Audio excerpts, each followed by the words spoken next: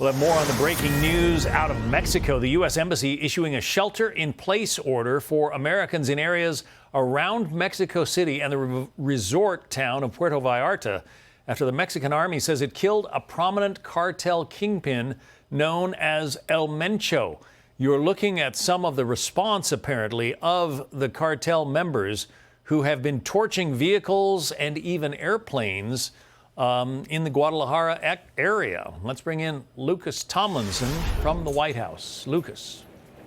Well, good afternoon, John. So far, there's been no reaction from the White House about the series of ongoing gun battles that we are witnessing in Mexico after, as you mentioned, the drug kingpin and cartel leader El Mencho was killed by Mexican forces.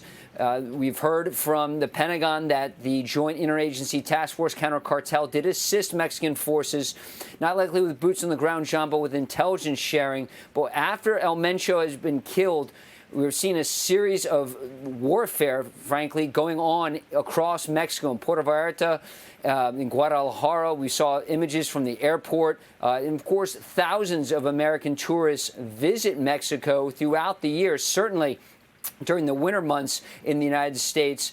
And right now, the State Department is warning all Americans in Mexico to shelter in place, particularly in Puerto Vallarta and the Guadalajara area. But after El Mencho was killed, we're seeing rival cartels engaging in gun battles throughout the day. We're seeing videos of Mexican special forces engaging and Mexican police on the streets. We're seeing a lot of iPhone video, as you can see here on the screen, some of the aftermath, buses destroyed, airports being targeted, and really a lot of chaos throughout multiple states across Mexico, John.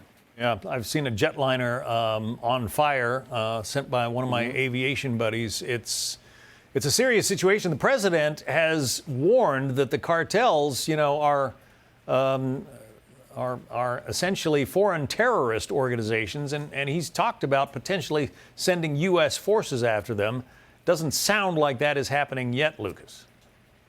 It hasn't happened yet, but many U.S. special operators have been active along the Mexico-U.S. border, John. And of course, when President Trump came back to office, obviously securing that southern border was a top priority for the president. In fact, something you'll probably hear Tuesday night in the State of the Union about how the border has been locked down. We're not getting illegal aliens coming into the United States. That's something the president has touted many times. But the situation in Mexico is very volatile, as we're reminded of today. You have rival cartel leaders, men who possess billions of dollars. They're engaged in the drug trade, a drug trade that is still active, very flourishing.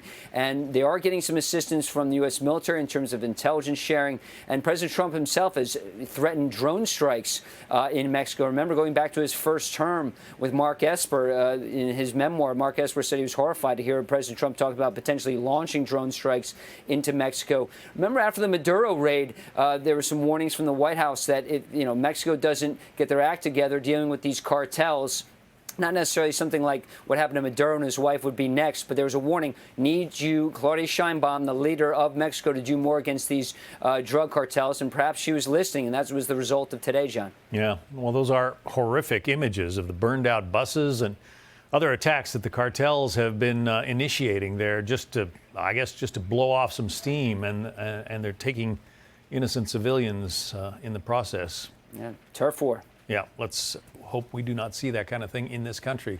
Lucas Tomlinson, thank you.